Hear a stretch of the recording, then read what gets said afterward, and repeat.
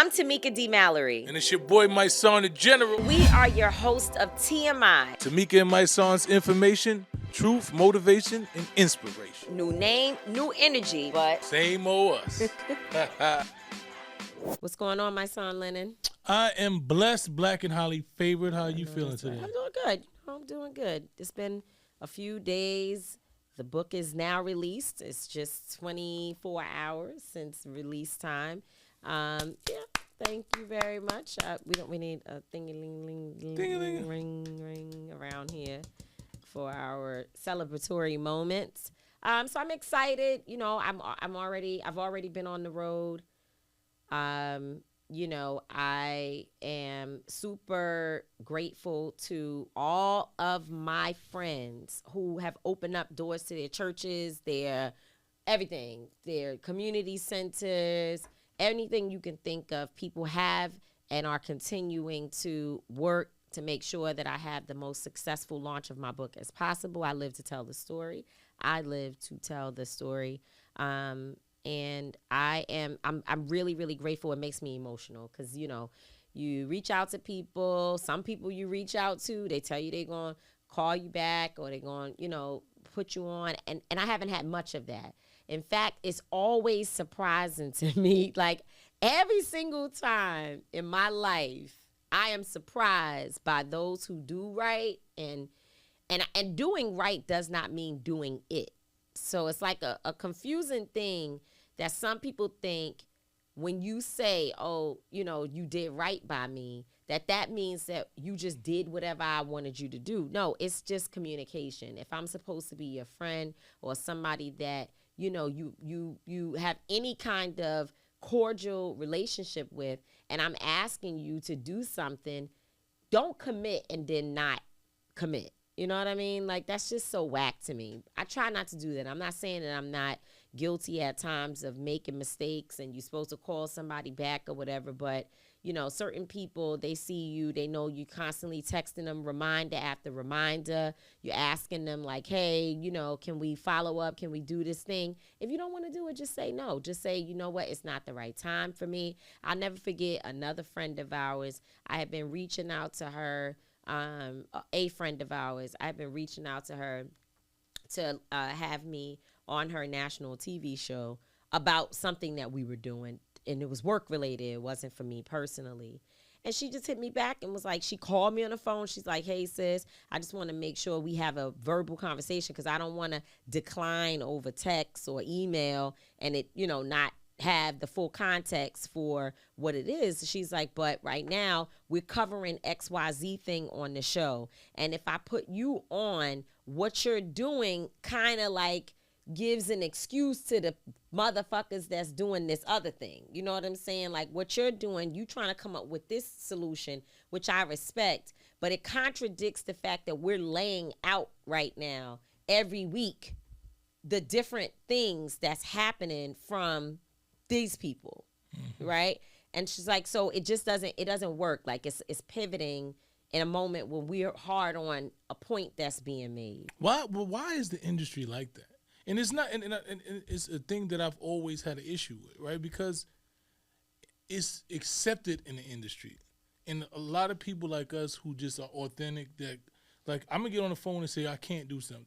Right. Or I'm going to say I can do it, right? And I don't know why it's so hard for people to have that level of just communication and respect, especially if it's somebody that I value. And I'm going to do it to a person that I really don't even know, right?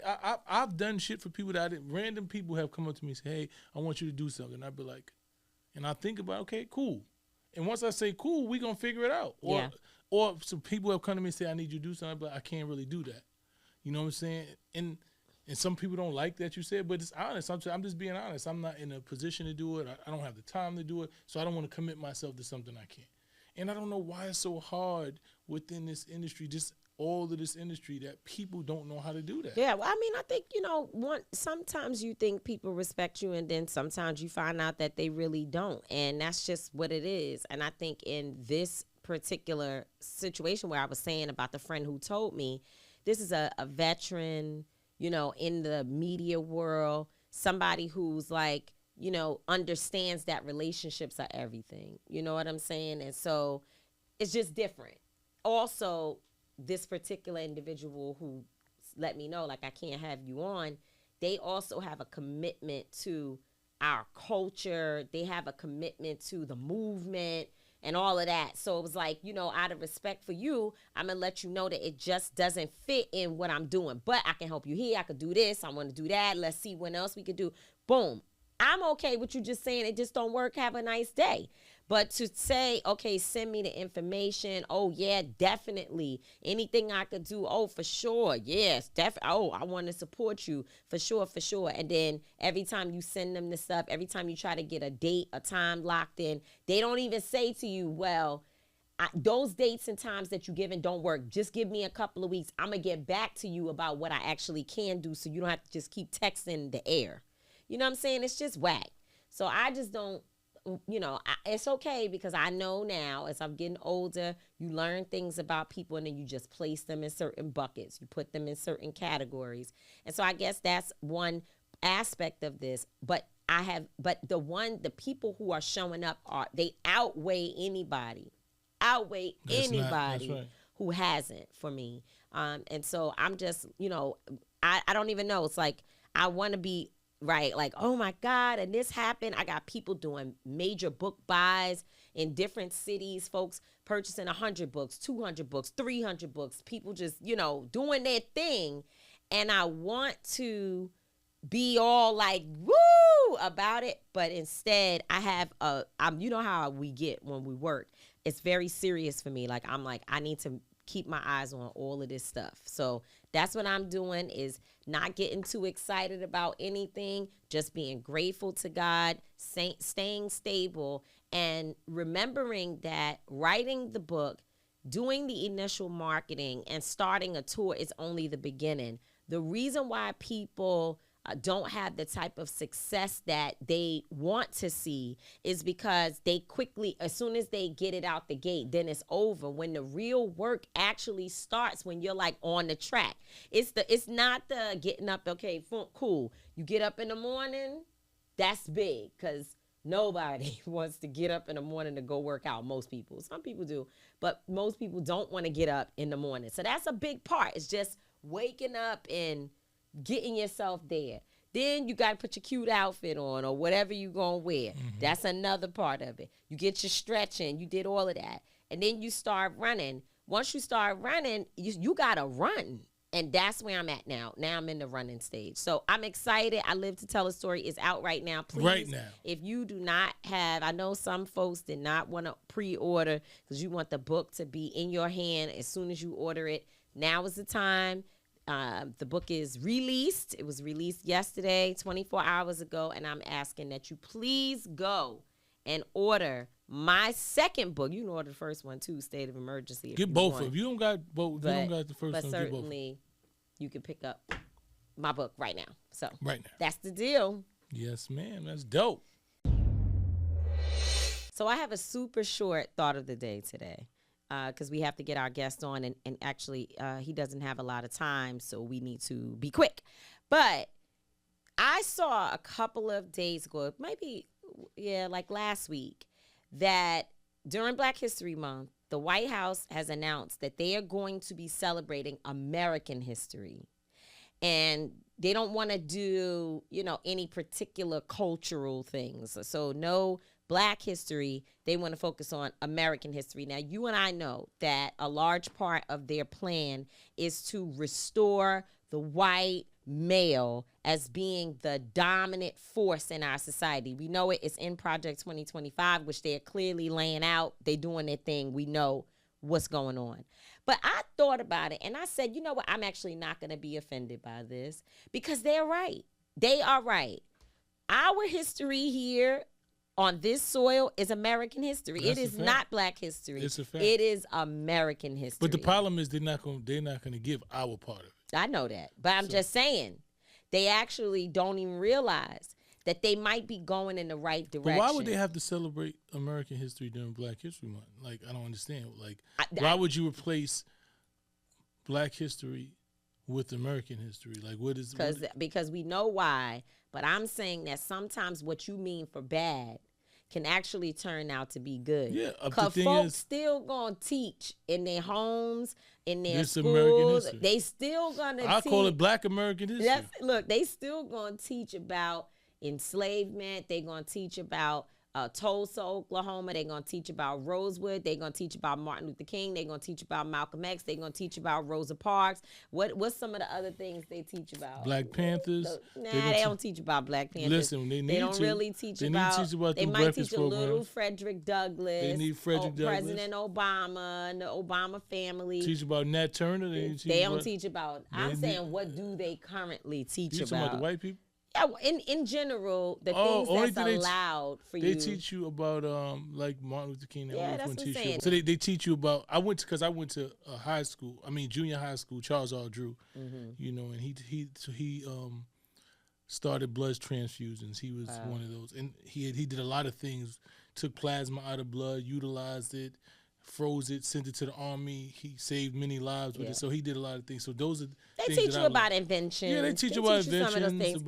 But they don't want to teach you about them shackles. They don't want to teach you about segregation. They don't want to teach you about Jim Crow. That's what they're trying to do, is to leave out the part that they claim is designed to make white people or white kids feel guilty. No, feel guilty. That's what they say. But we understand what the whitewashing of history is. They've always wanted to do that. And so, you know, my thought of the day is I think they're right. They should teach Black history in the context of American history, because almost everything that they've done to us is American history. And to be clear, even our accomplishments, despite what they've done, that's American history. We built this country as our sister Angela Ross says, we built this country for free. So it's American history. It's for free. So now we need to jump to our guest so that we can make sure we don't lose him. And we want to talk about the Target protest, the response to Target. You know, so many people have so many things to say. So many. And I think that what's necessary for us is to continue to inform, to continue to learn, to continue to draw on history, because we've been here before. And I think that our guest that is coming up, the Reverend Dr. Jamal Bryant, he's got a lot to say. So let's get into it. Jamal Harrison Bryant. So our brother, friends, you know, joining us. Our friends. Usual. That's what we do on this show. That's what they say. Y'all all about y'all friends. Y'all don't have me on the show. All you have is your friends on the show. Friends. But we got friends that do a lot of important things. And our brother, we are in the trenches all the time. He does not need a long introduction. If you don't know who Pastor Jamal Bryant is at this point in your life, God help you. I was in church a few a couple months ago, and I was so embarrassed by my behavior when I left that church. I couldn't believe I cried and yelled and cut up the way that I did at New Birth Baptist Church in Atlanta, Georgia, in Lithonia, okay, in the community with the people. And let me just say real quick, we are extremely proud of you and what you've been able to do, Jamal. You know, we've been there with you through so many different phases of your life. You have. You know, I have. All of them. It's been many. It's been many. But I don't even mean all of the stuff, because, you know, I get to fighting and cussing people out because I can talk different from you. I'm not a clergy woman. So I say shits and ass and MFs and everything when they mess with you. But what I mean is that your ministry has expanded extraordinarily in terms of how, you know, when you've always used whatever resources you had to do as much as you can do. But now we're seeing you literally use New Birth. Do they know you using them at that church to do this incredible work, community work? In a way that I just think is just so marvelous. And so I just want to say, because we never really give one another our flowers as we should, I'm really, really proud of what you're doing there in Georgia. And thank you for being my second sister after Tamar. Yes. Yeah, has taken through both of you all. We gonna have. I know you got a book coming out, but we're gonna have to write a book probably after about 10 people die. We But have to wait until people. Oh, but you know what? In my book, I say that in a few places. I say I would tell you who did this thing to me, or I yes. would tell you who said this, but I can't because they still alive. So when it soon come. Listen, we can't cancel Black History Month twice. Right. Lord, these people We are gotta cute. let people live in the glass jar. Let Yes, them we live will. in We it. will. Everybody don't need to know everything that had Right. happened, right? Yeah. So anyway, thank you for joining us today. We wanted to jump on and really talk about our most recent efforts, which, I have been saying over and over to the many people who I think have some either disconnect from history, either they don't know, they don't want to know, or they are purposely distorting history when we talk about diversity, equity, and inclusion and how it all came about. We know that, and you know this from working in the NAACP and working with alongside so many organizations. And of course, we all, whether we directly associate or understand or come straight out of the Rainbow Push Coalition, we all know the work that Reverend Jackson and people like him were doing when we were Yes. kids to ensure that there was access for Black folks within these corporate spaces. And it wasn't work that just happened overnight. White people didn't just wake up one day and say, oh, we like Black people and we just gonna open up our boards and open up the shelves and give more jobs and spend more money and donate more resources. That didn't happen overnight. It was a struggle. It was a fight. And we know from Dr. King and others, but in our time, I would say that Reverend Jackson is one of the individuals that I watched literally kick down doors of major corporations to provide opportunities for people. And it was little ladies like my mother and maybe, aunts, grandmothers who were out there protesting day and night that didn't have resources. They didn't have millions of dollars. They didn't have social media. But if they knew that a particular corporation was disrespecting someone or some part of our community, them people held the line day and night. They boycotted, they did whatever they had to do. And it wasn't about one business. It was about access. It was about ensuring that letting people know you don't have the right to set up a business in our community. And then we can't get jobs there. We can't be on the board. We can't have any influence on what happens within these corporations, within these businesses. And so when I hear people saying, to hell with DEI, does it need to be reimagined? Absolutely. Should it be, the 21st century version of it? Certainly. All of that, have other people benefited? Certainly. But we should never desecrate and dismiss the work that was done in order to get us to where we were just a couple of weeks ago. So I just wanted to put that on the table, and I know you can speak to that. And so here we are in this moment where companies are beginning to, in our judgment, cower to Donald Trump and the MAGA Trumpism, this new culture that they are trying to shape in America. And we see companies that our people have found as a home. So Target, for one, is a place that Black women go to and stay for 4 hours. We do that. Yes. Yeah. And so, when we see Target as one of those companies that has said that they are rolling back their DEI stuff and they're going to be moving away from some of what we know them to be and how we became sort of partners with Target in the first place, there are people who are very upset about it, people who have decided that they will never, I see people saying they wouldn't care what we tell them. They ain't walking back in Target for the rest of for whatever amount of time. And so I wonder, for you, what does this moment mean? Why are you so passionate about it? There's so many fights going on, but this one is important to us. And I'm sure that it has a lot to do with sort of the history of how we got our beginnings in the civil rights movement. The heartbeat, Tamika, Mice, of what we have done has really centered around aggressive policing. And not so much about the next phase of civil rights, which is silver rights, is that this is a critical moment, I believe, for the revival of the movement and a resurgence of the relevance of the Black church.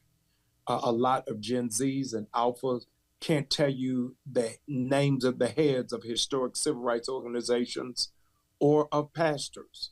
And so this is really bringing to bear those of us who have gotten comfortable and rested on our laurels until it became a hammock. And so I think that we really are going to have to be vigilant, but we're going to have to be patient. We've got a long 4 years, and so much has been thrown out in the first 2 weeks. They're talking about, before this week ends, dismantling the Department of Education and pointing it back to the states.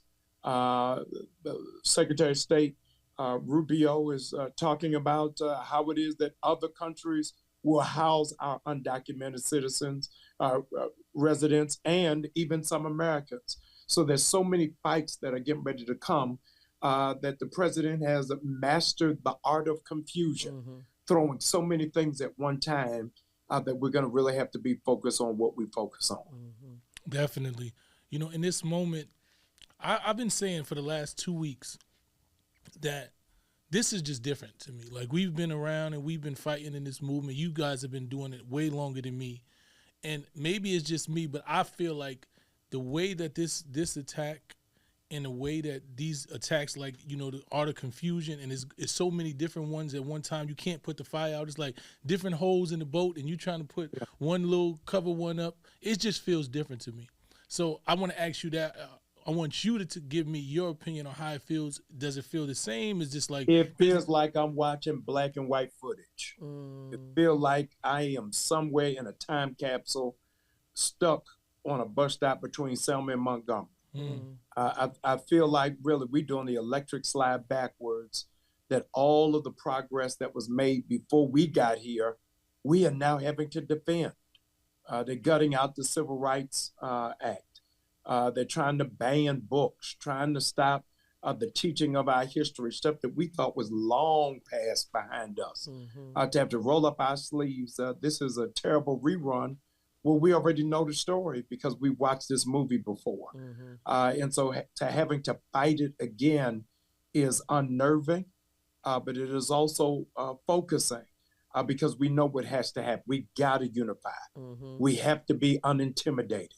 We've got to walk with courage. We've got to know that we're on the side of right, even when the majority is wrong. And so that's where I feel like we are. And you know, and I what I hear you saying is exactly what I believe and what I have attempted to articulate to folks who are like, well, why are we boycotting, you know, this particular company, or you guys are doing a fast? Why are we, and you can talk a little bit about that, please, you know, why not all the companies? Why not do this? Why not go picket outside the White House? Why not do this thing? For me, with us not being able to, and when I say us, I'm talking about the country, not being able to vote for in the midterm elections for the next 2 years, then you won't be able to do anything about Donald Trump for 4 years. Right now, it seems that our economic power, as you said, civil rights, is going to be the most important tool we can use to show our protest to what we see going on around us. I'm not saying that we shouldn't do other things. I'm not saying we shouldn't be on the streets. I see people in California and other places rising up, and I'm, you know, glad to see that. But I think that when we have you know, our spending power, what is it, more than $1.4 trillion a year, I think we can speak pretty loudly with how we spend our money or not, where we spend our money or where we don't, and also our physical presence. You know, some people say, well, go into the store and buy certain things off the shelves. And I understand, you know, not wanting to see Black businesses suffer. We have some solutions to that.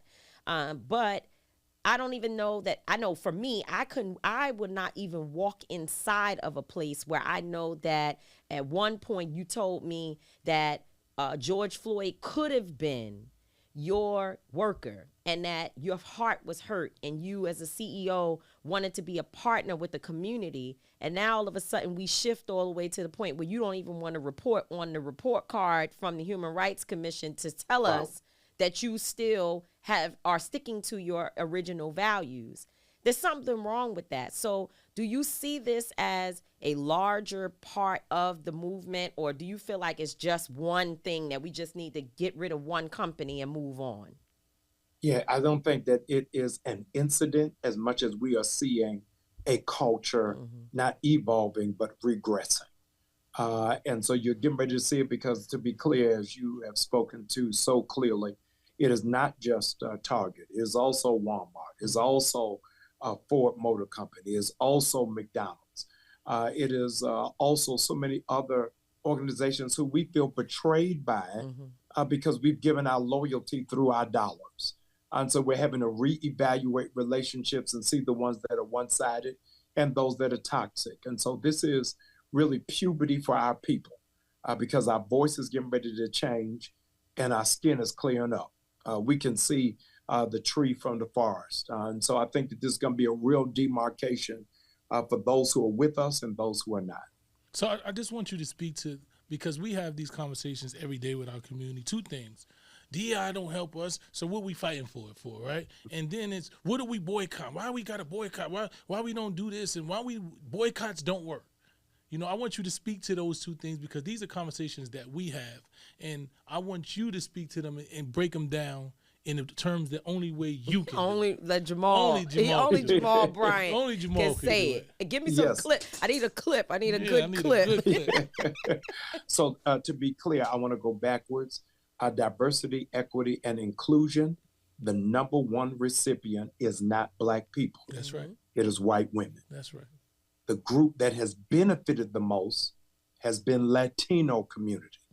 I've got to add as an asterisk that if it is built off of meritocracy, as the president suggests it should be, as Elon Musk infers that it should be, then the main recipient should be Black women. That's right. Black women hold 60% of all master's degrees in this country. So we understand clearly and fluently that we have not been the full beneficiaries. It is part of our responsibility in our singular focus of Target is not saying ignore the other ones, but we wanted to make sure that this institution, because they're publicly traded, we can track the impact, we can see where our growth is, and we can count our dollars because they are a publicly traded company. And so it does not say that we're not going to get around to McDonald's. That ain't saying we're not coming around to Walmart, because we shall if they do not come to their consciousness. The thing that is so critical for us that we can never forget, and I am a son of the movement, I'm a disciple of the movement. I got to say it to you, and it's rare that you'll hear a preacher say it. It wasn't Dr. King's speeches that broke Montgomery. It wasn't Ralph Abernathy's speeches that broke Montgomery. It was the economic impact. And once they broke the economic impact of that city, that's when they came to the table. I don't believe under this administration, we can bring the best orators in the world. But we saw Tamika and Mice at the inauguration. The front row of the inauguration was not the cabinet. It was not international diplomats. It was business people. Because the president was saying, what I respect is money. And if we've got the 12th largest consumer base in the world, if we don't use it collectively, then we're going to miss it. I'm telling you that $12 million is what Roland Martin suggests that is spent on the data that he has found. Tamika and I haven't seen it yet, but that's what Roland Martin has reported on his show, that we're spending $12 million a day. Let's say that that's right. Let's say it's off. Let's say it's wrong. But you all, I got a GED.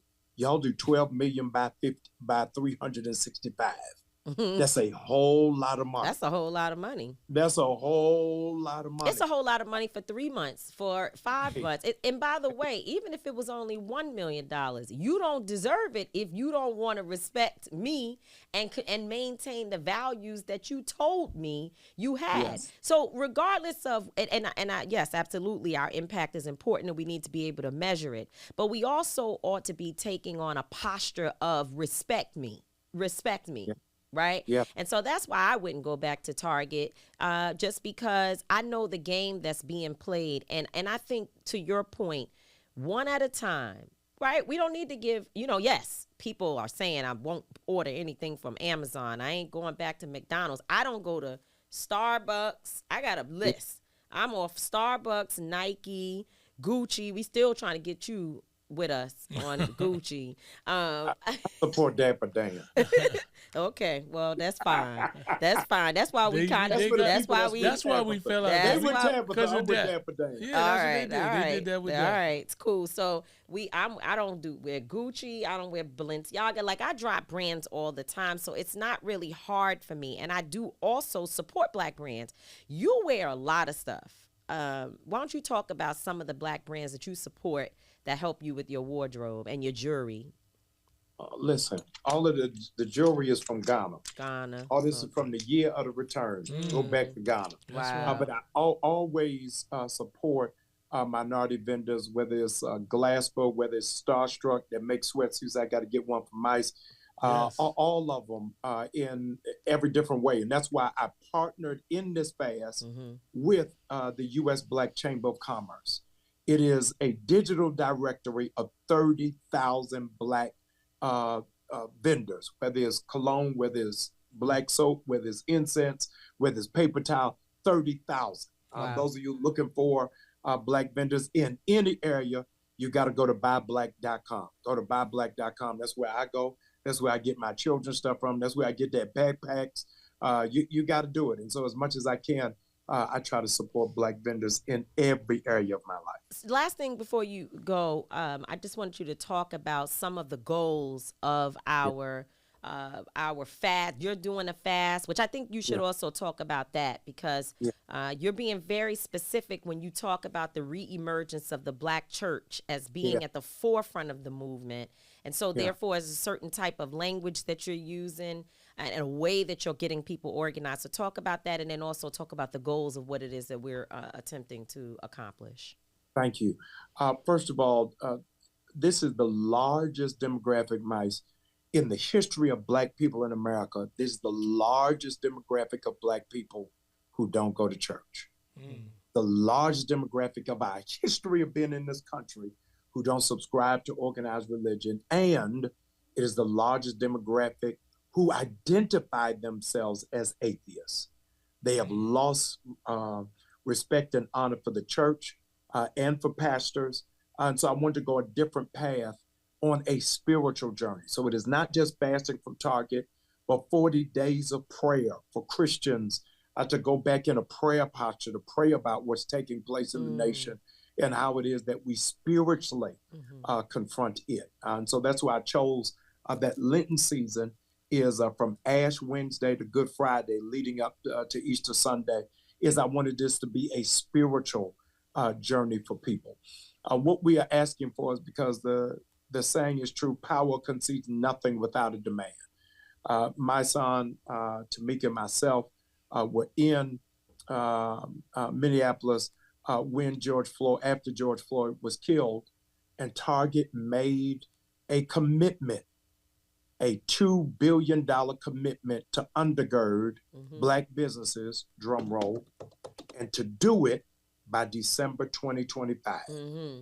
So for you to break that commitment in January, before the deadline of that fruit, I'm asking you to honor the commitment you made to George Floyd's family and to the African-American community. That's right. We're also asking that you would, that Target would help partner with 10 HBCUs to help them learn in their business department how to scale their businesses and how to do retail. 8 out of 10 Black businesses are run out of people's houses. And they only have one employee. How do I scale? How to go to retail? Because where we have been scrambling is, where do we redirect people? And with $1 trillion worth of spending power, and we don't have a Black department store to direct people in, means that we've got to do a different kind of job.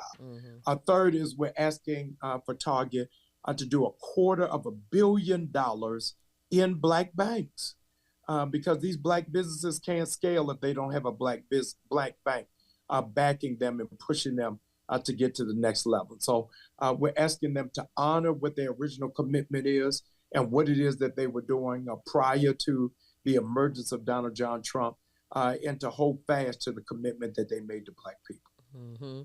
And they, I saw that you and Senator Nina Turner, let's give her some love as well. The Honorable Senator Nina Turner, she was talking about ensuring that Target restores their original DEI language, and that they would state emphatically that they are continuing with their DEI program. And I think that's important because, as someone else said to me, and you can tell me what you think about this, well, maybe they have to change the name so that they are not targeted, pun intended. But why is it that JP Morgan Chase and others can, or is it JP Morgan Chase, it's Costco, and there's others on the list that are maintaining their Ben and Jerry's. We love Ben and Jerry's. That are maintaining their diversity, equity, and inclusion language, and they're saying we're standing by it. So why is it that we should give Target a pass? Do you feel that, maybe they should just change the language just so that the administration won't look at them as being a bad apple? No, I think they need to go 10 toes down and reinforce the language so that we see a impact and a difference for the Black community, as well as I don't want the jobs just to be entry level. But in those management positions, I think we got to turn the heat up a little bit, because they got away with just getting by. As you just said, they're not reporting to the HRC, and I think that needs to be added as well. Yeah, me too. Same here. So I thank you for making it very clear, because there's some people, and some of our own people can be very confused when it didn't come from their mouths first. But I think that this is a space for all of us. No one of us knows how to do or can eat. First of all, let me put it this way. The algorithm does not even allow us to get the information to all of our people. So for all those who are believers, if you're a pastor and you're trying to figure out, don't wait for somebody. Do like Michelle Obama said. What did she say? Consider yourself invited. You are invited into it right now. We need you. Sign up. They can go to targetfast.org. Target. And let me insert this, Tamika. As a people, we've got to understand you don't need singular leadership. That's right. Nor do you need singular vision. That's right. And so different people are doing different approaches and different tactics around the Target Fast. It's towards the end goal. That's it. I stand by the Honorable Nina Turner. I'm walking alongside her, and grateful to do it in a different kind of capacity. My focus is to drive and to undergird the Black church community as much as we can. But this is not in conflict or in competition. It is in complement with what my dear sister has already started. Yeah, we give her credit for starting, because we know to start is not always easy. No, it's, all the doubts are in your head. What they gonna say? Who gonna be with me? Will we fail?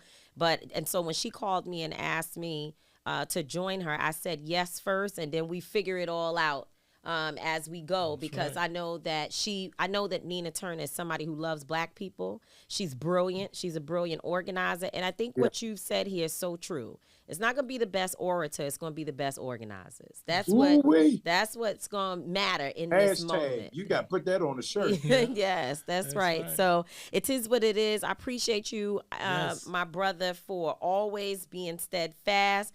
When we talked about Ben and Jerry's, I laughed because my last argument that I had in the comments was about you being in the ice cream shop. You was in the ice cream shop just to, look, and then I had to fight. Now next thing you know, you got a side. You got somebody right by your side. Yes, a beautiful You got a life woman. mate. You got a life mate. I'm grateful. All over Chunky Monkey. I'll see y'all later. Bye, Jamal Bryant. We love you much. Shout out to Pastor Bryant, our brother. Yeah. He breaks it down the way only he can. Yeah. Because you be trying to say stuff, I be trying to get it, and then I was like that. Because I watched Jamal. I wanted to ask him, but he had a lot going on. But I was watching his interview with Cam Newton.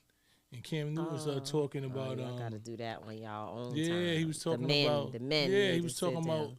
black on black violence, and he broke it down to the simplest compound. To where he said, because Cam was like, well, you know, white man had to tell me that, you know, we focus on what happens with the police killing white people, but, you know, most of the killing comes within our community. So why we don't focus on that? And Jamal broke him down so politely and calmly and with facts and eloquently that Cam was just sitting there like this. Okay. I'm not gonna say anything I just, about I'm just saying. Listen, I'm just saying that's what I wanted to hear, and that's what he did just now. So I'm shout happy out to hear Pastor. that he was able to help the brother. Help the brother. Yeah. Okay. So Moving on. you think he needs some more help? I'm not gonna give an opinion. That man ain't never done nothing to me. So But I'm some of gonna his just go ahead opinions, on and you think some of his opinions? it's just you know he's just an interesting individual. But you know what? It seems that you know people like him. So good. I have nothing. I like his honesty, right? Even if it's not, I don't agree with a lot of things he says, but I enjoy the honesty and his willingness to actually listen, right? So when you have a conversation with somebody who's actually listening, even if their opinion is so off, and they actually listen to yours, and they don't just because that's what I think he's very intelligent, right? Because he just doesn't listen just to respond and just ignore you. Like you'll say something. I was watching him with the lady, Dr. Bryant, and they was having a conversation, and every time she said something, you could tell that it sparked something that he was thinking. It was okay. And even though she didn't change his mind completely, but she made him rethink things and made him, you know, restructure and say to himself, well, maybe I didn't think about it that way. You know, so I enjoy that part about it. But it's definitely some things I can see. When I'm listening to him, I'm like, yeah, Tamika wouldn't be okay with this right here. So I get what you're saying right now. But shout out to him. And brings me to my I don't get it. Right? Because we talking about things that you don't. So look, I love Kanye. I love the Kanye that it used to be. Right? There was this college drop. There was this young, vibrant young man who was just the most creative artist, who was passionate, who was honest, who was raw, he didn't pretend to be this tough guy. You know, he didn't pretend to be a part of anything. He was his own individual self. Right? And we loved that. I love to hear him say things that the average person wouldn't say. Right? I loved it. He was talking about he was surrounded by all of the gangsters and state property, Beanie and them. And he said that he told them, y'all not going to disrespect me. I know I can't beat you, but I'm just not going to let y'all. It was a young boy, but that was a man, but he wasn't the toughest guy, but he just had heart. Right? And I love that. This new Kanye and what he's morphed into is just depressing to me. No, it really is, right? Because it's not like, and the thing that I don't get, right? It's not even just that he's morphed into this. It is the fact that the culture embraces it so much, right? It don't matter how disrespectful it is, how unrealistic it is, how demoralizing it is to him and everybody around. People seem to gravitate to it, right? I was watching him tweet on X and talking about Kamala Harris and talking about how he wanted to F her, but then she lost, so he doesn't F losers, right? And I'm saying to myself, what would make a man get on the platform and talk about the former vice president, a black woman like that? What would make you think that was okay? Right, like why? And I believe that he might be dealing with mental health. But if he's dealing with mental health, then we got to treat it like that, right? We can't keep enabling somebody. There's a lot of people that agree with that. But why would they agree with that behavior? I mean, I just think that what you're trying to reach for has been shown to you over and over again. That even some of the men that you have once respected, people who you know have broke bread with, done music with, spent time with, you know, just respected in general, I think that the most recent election proved to you that they hate women. I mean, that's But just it's not even so much. no. I They believe. do. I think it is. They do. I think it is. And There that's are not there an are a all level of men men thing. I'm that talking hate about. men. There have been. Yeah, there's some a people. demographic of men that hate women, and there's no other explanation for it based on what they've shown and what they continue to do. You know, I just watched him bring his wife, you know, to the red carpet and just had the lady naked on the red Well, carpet. I'm not gonna say had the lady. Oh, he was listen. I refuse. I- And what there's I'm- been a number of people who have and by the way, I agree with you that a man should be head of his household. That's and the I bottom know that's line. what you're gonna say. And so a man does set the tone. But the thing is, you for want me what to tell you goes why? on. I know it was staged because he bragged about it. He went on the next day and he bragged about the fact that the views of people talking about her was more than the views of the Grammys, and it was some type of accolade for him. Like he was excited to do it. I understand what you're saying, but I'm just saying I want to be real, real careful with language because I have watched in the comment section a number of people say she's being forced. I don't believe she's being a forced. victim. No, I think He's making her. there's no and such I thing. and I don't believe that. And well, let me say it like this: it could be that they both have severe mental health problems, because that's what I think is going on, and perhaps there's an influence over her that he holds, and she's doing things that maybe outside of who she truly is. I don't know. I never saw this girl before this, and I know other people have, because she's not just a new person. Mm-hmm. I think she might have been a model or something like that. I don't know. But there has to be some personal responsibility. It's definitely. And I'm not eliminating the personal responsibility.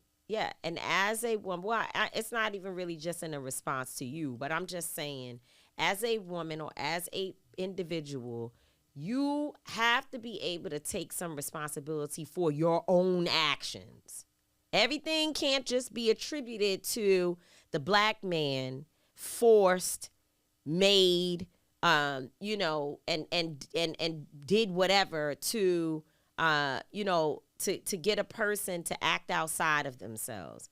We have to also look at people and say the attention, the likes, the views, whatever weird ways that they go about getting it, they appreciate some of it. And if not, I guess we'll find out. But what I don't like is that in X amount of time, when she wants to try to return to a private life or return to, a life as a victim, that all of a sudden we don't assign any responsibility. Is he wrong? You already know we got plenty to say about that. Absolutely.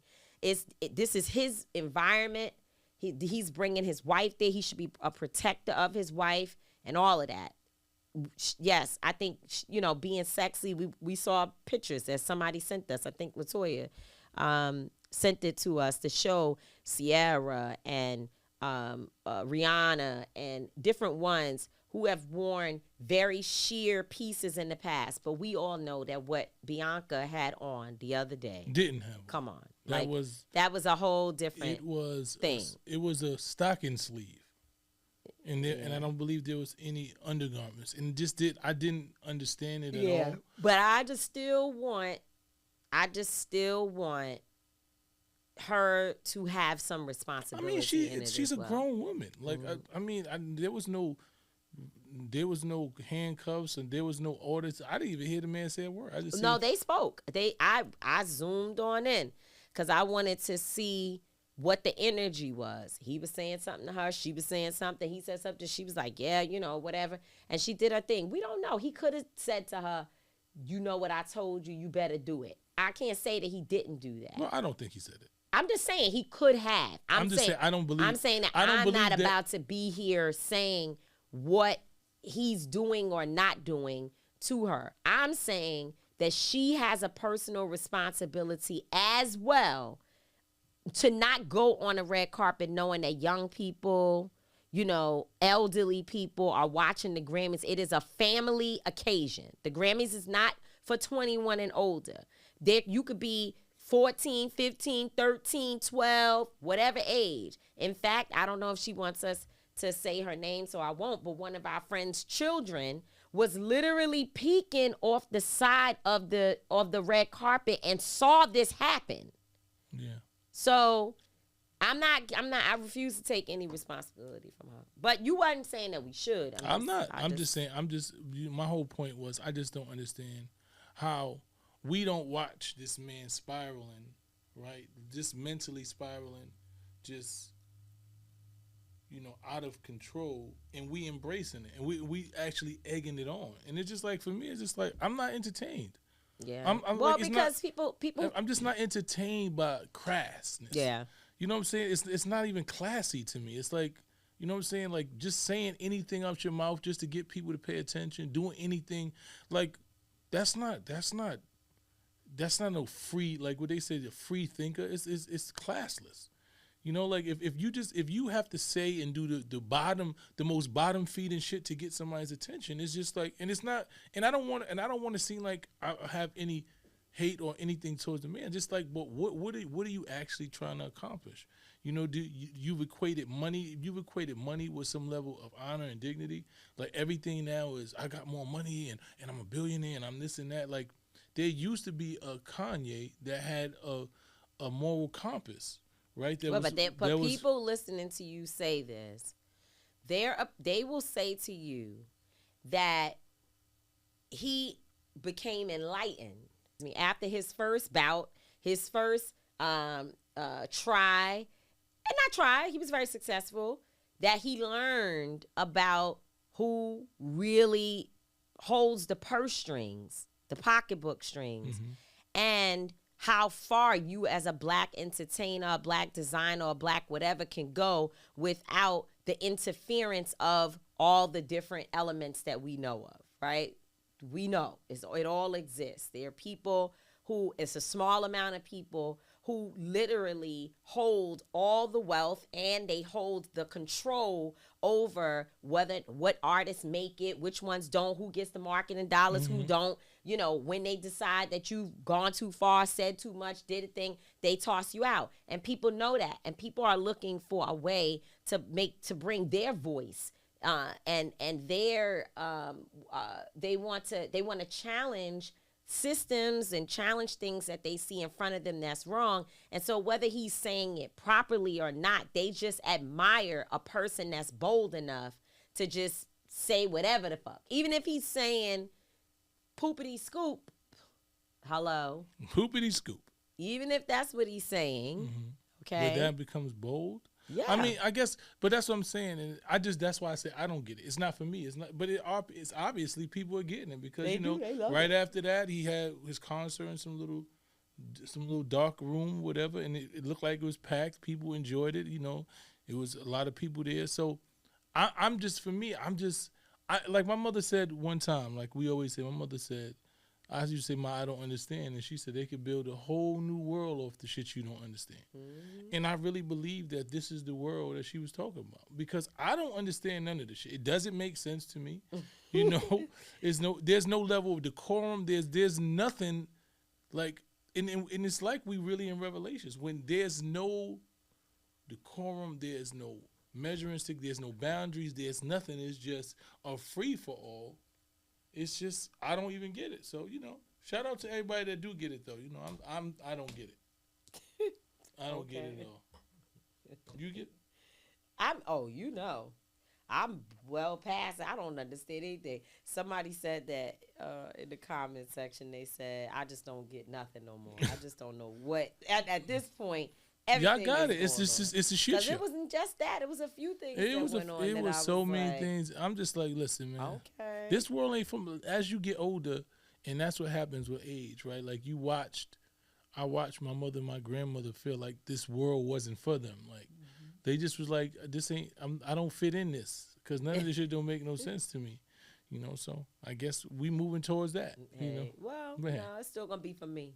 It's gonna be for you. I'ma get with You're gonna the find young. you some. I'ma get Not with me. the- I'm gonna find I'ma my get own with little the space. young. I'm gonna get me a space. I'm gonna get with the young. Nah, fuck the young. These people crazy. Don't say that. These man, Don't fuck. say that. I like Casanat like that. I like that kind of energy. He was amazing. Positive energy. Like those are the young kids I want to see. I want to see people like that seem humble, that seem happy, that want to bring joy, that still have, he still seems like he has ethics. He still has principles. I love his sister. I tell you. Yeah, that all you know the what I'm time. saying? It's just everything about that's what I want to see. So I have faith in that. And I got my young kings that's on their way up. So I have faith that they're going to change the dynamics. And I'm going to look and say, that's what I was talking about. You know what I'm saying? I agree with that. They will. They will. For sure. That brings us to the end of another episode of TMI. Make sure you follow us on YouTube at TMI Show PC or on Instagram at TMI_show. Let us know what you want to hear, who you want us to interview. Let us know you love us, you hate us, whatever it is. We want the input. They can keep the hate to themselves. No, you can tell me about it because they hate on my. Listen, my Instagram page is crazy.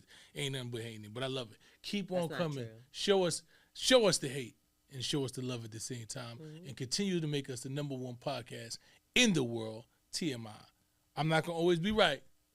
Tamika D. Mallory's not gonna always be wrong, but we will both always, and I mean always, be authentic. Keep your hate to yourself. Peace. Peace. That's how we own it.